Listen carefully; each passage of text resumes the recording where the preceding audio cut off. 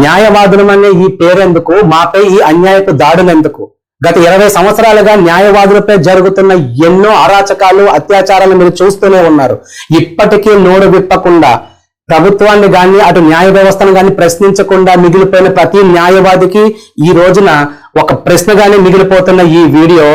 మేము మీ Satya human rights. Welcome to human rights advocacy advisory. న్యాయ దేవతను కాపాడే న్యాయవాదులకు రక్షణ ఎక్కడ ఉంది? మహిళా న్యాయమూర్తులకు, మహిళా న్యాయవాదులకు ఏ చట్టం ప్రకారం రక్షణ కల్పిస్తున్నారు? రాబోయే న్యాయ విద్యార్థులకి, ఇప్పుడున్నటువంటి యంగ్ అడ్వకేట్స్ కి మన న్యాయవాదుల రక్షణ చట్టం ఎంతకైనా అవసరం ఉందా లేదా అనేటటువంటి ప్రశ్నలన్నిటికీ ఈ రోజు మనం చర్చించుకోవడం జరుగుతుంది. ఒక విషయం మనందరికీ గుర్తుపెట్టుకోవాలి. సామాన్యులకు అన్యాయం జరిగితే చట్ట ప్రకారం మన న్యాయవాదులం, కానీ న్యాయవాదులకు అన్యాయం జరిగితే చట్ట ప్రకారం మనం సామాన్యులం.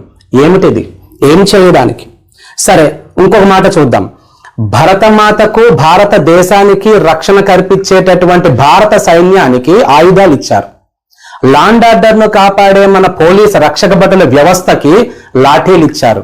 మరి నిరంతరం సమాజంలో జరుగుతున్న ఎన్నో అన్యాయాలని గళమెత్తి ప్రశ్నించే న్యాయవాదులకు ఏమిచ్చారు? ఒక తెల్ల కాగితము, ఒక నల్ల పెన్ను తప్ప.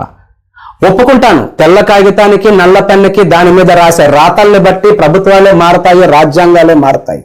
కానీ అది ఎప్పుడు శత్రువుల ఆయుధాలను దాటుకొని, లాఠీ చార్జ్ దెబ్బలను తట్టుకొని, రక్తం చిందిస్తూ కోర్టు మెట్లు ఎక్కి న్యాయమూర్తి ముందు అయ్యా మాకు న్యాయం కావాలి, మాకు అన్యాయం జరిగింది అని మన 2 చేతులు జోడించి అడిగినప్పుడు.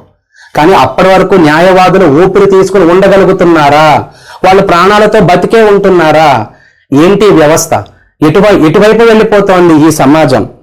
ఓ వాది, ప్రతివాది. ఒక్క విషయం గుర్తుపెట్టుకోండి, అసలు మీకు చాలా విషయాలు తెలియట్లేదు. ఈ రోజు నేను మీతో డైరెక్ట్ గా ఒక క్వశ్చన్ అడుగుతాను. అయ్యా, మా కేసు కోర్టులో వేసి 5 సంవత్సరాలు అవుతోంది, ఇప్పటి వరకు ముందు కదలట్లేదు. అయ్యా, నేను ఈ డివోర్స్కి అప్లై చేసి నాకు 4 ఏళ్ళు అయింది, కనీసం నన్ను కోర్టుకే పిలవట్లేదు. నేను ఈ కేసులు పెట్టాను, ఆపోజిట్ పార్టీ ఒక్కరోజు కూడా కోర్టుకు రావట్లేదు, మాకేం చేయాలో అర్థం కావట్లేదు. ఈ ప్రశ్నలు వెనకాల ఎన్ని అర్థాలు ఉన్నాయో తెలుసా మీకు? కేసు వేసేసాను, మాకు న్యాయం దొరుకుతుందని మీరు అనుకుంటున్నారా?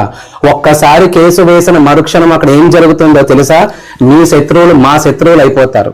మేమేదో వాళ్ళ మీద కక్షలు కట్టినట్లు మా మీద ఎన్నో దాడులు చేస్తూ ఉంటారు.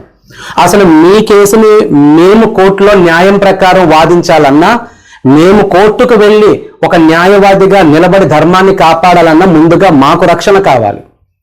న్యాయవాదుల రక్షణ చట్టం కోసం పోరాడుతున్న ప్రతి న్యాయవాదితోని మీరు కూడా వాది, ప్రతివాది మీరిద్దరూ న్యాయం కోసం వచ్చినప్పుడు ఆ న్యాయవాదితో కలిసి న్యాయవాదులకు కూడా ఒక రక్షణ కావాలి సార్. న్యాయవాదులకు రక్షణ ఉన్నప్పుడే కదా సమాజంలో న్యాయాన్ని వాళ్ళు కాపాడగలిగేది. ఒక వాదికైనా ప్రతివాదికైనా న్యాయం దొరకాలి అంటే దాన్ని వాదించే న్యాయవాదికి రక్షణ లేనప్పుడు మీ కేసును సమర్థవంతంగా ఎలా వాదిస్తారనుకుంటున్నారు? కారణం మాపై జరుగుతున్న ఈ యొక్క అన్యాయపు దాడులు, ఆక్రమణ దాడులు, దొంగ కేసులు, ఎన్నో రకాల వ్యవస్థలు, వారి యొక్క స్వభావాలు. మై డియర్ ఫ్రెండ్స్, మీ కేసు మా దాకా వచ్చింది, మేము కోర్టు వరకు తీసుకెళ్తాం, వెంటనే మాకు ఫోన్లు వస్తాయి, మమ్మల్ని భయభ్రాంతులు గురి చేస్తూ ఉంటారు. మేమేదో మీ ఆస్తుల్ని మేము తీసుకున్నట్లు మాపై ఎన్నో అభాండాలు వేస్తూ ఉంటారు. వీటన్నిటికీ భయపడి న్యాయం కోసం నిలబడితే చివరికి మీరు మాకు ఇచ్చేదేంటి? మేము ఒకవేళ న్యాయం వైపు పోరాడుతూ మా జీవితంలో మేము ఎన్నో పోగొట్టుకుంటాం. మా ఆస్తులు పోగొట్టుకుంటాం, మాకున్న చదువు, మా పేరు, మా ప్రఖ్యాతలు, మా దాంపత్య జీవితాలు, మా కుటుంబ వ్యవస్థ, మేము, మా భార్య, పిల్లలు, తల్లిదండ్రులు అందరినీ మేము పోగొట్టుకుంటాం. కానీ మీకు మాత్రం న్యాయం జరగాలి అని పోరాడతాం. అటువంటి న్యాయవాదుల కోసం అడుగుతున్నాము ఈ న్యాయవాది రక్షణ చట్టము. మొన్న న్యాయవాదులపై దాడులు, నిన్న మహిళా న్యాయమూర్తిపై దాడులు, ఈరోజు న్యాయ దేవతపై కూడా దాడి జరిగినా మీరు అందరూ ఆశ్చర్యపోవక్కర్లేదు. ఎలా అంటారా? ఇంట గెలిచి రచ్చ గెలవాలి అంటారు. మాకే రక్షణ లేదు, మీకెలా రక్షణ కల్పించాలి? మీ వైపు న్యాయం ఉంది, మీ వైపు ధర్మం ఉంది, కానీ ఆ న్యాయాన్ని, ధర్మాన్ని మేము రక్షించాలంటే మాకు ఒక రక్షణ కావాలి. ఈ యొక్క న్యాయవాదుల రక్షణ చట్టం రానంత వరకు న్యాయవాదులకు రక్షణ ఉండదు. మీ వైపు మేమందరం నిలబడి ఎంతో ధైర్యంగా పోరాడి మీకు న్యాయాన్ని అందించాలి అంటే ప్రతి వాది న్యాయం కోసం పోరాడే ప్రతి ఒక్కరూ ఈ యొక్క న్యాయవాదుల రక్షణ చట్టం రావాలి అని చెప్పి ఈ యొక్క కింది డిస్క్రిప్షన్ లో మీ యొక్క అభిప్రాయాన్ని తెలియచేయాలని చెప్పి ఒక న్యాయవాదిగా మిమ్మల్ని అందరినీ ప్రాధాయపడుతున్నాను. మహిళా మూర్తులకు ఎంతో మందికి ఎన్నో రకాల భయభ్రాంతులు గురి చేసే కాల్స్ వస్తాయి. రీసెంట్ గా నేను ఒకటి విన్నాను. ఒక మహిళా మూర్తి పైనటువంటి ఒక మహిళా న్యాయవాది మీద కొంతమంది అనుచరులు వాళ్ళు కాల్ చేశారు. ఆ యొక్క ల్యాండ్ కేసు విషయం అయితేనేమి మీరు చేపట్టినటువంటి ఈ కేసులానే మిగిలిపోవాలి తప్ప ఇది కోర్టు వరకు వెళ్ళకూడదు అని. వెంటనే తాను వచ్చారు, సీనియర్ న్యాయవాదులకు చెప్తే వాళ్ళు అంటారు, అమ్మ మీకెందుకు ఇవన్నీ, ఈ కేసు వేరే వాళ్ళు ఎవరికైనా ఇచ్చేయండి, మీరు ఇవన్నీ చేసినా మిమ్మల్ని చివరి వరకు చేయనివ్వలేకపోవచ్చు, మధ్యలో మీరే ఎన్నో పోగొట్టుకుంటారు. చాలా విన్నాం ఇటువంటివి. ఇంకొక మాట ఏంటి తెలుసా, పిల్లలకి 10th క్లాస్ ఎగ్జామ్స్ అన్నారు కదా, కనీసం ముందు వాళ్ళ కోసం ఆలోచించండి. వాదికి ప్రతివాదికి మనం కాకపోతే వేరే వాళ్ళు ఉంటారు, కానీ మరి మన పిల్లలకి ఎవరున్నారు? ఇటువంటి మాటలు కూడా వింటున్నాం మేము.